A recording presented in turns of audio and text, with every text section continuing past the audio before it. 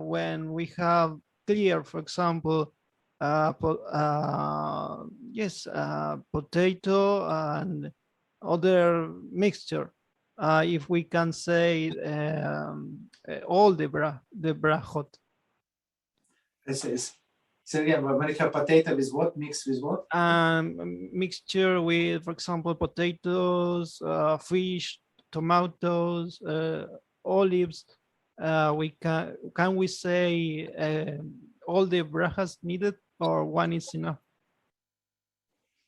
It depends. If it's one dish, for example, I don't know, maybe we take out the tomatoes, potato with fish. I don't know, is it such kind of salad? I don't know, maybe there is such a salad.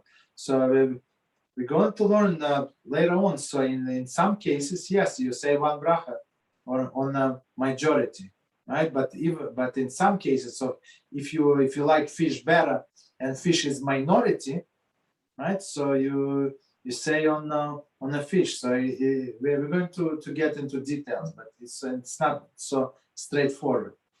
So I mean, many things straightforward. Many depends on your personal preference. You understand? Okay.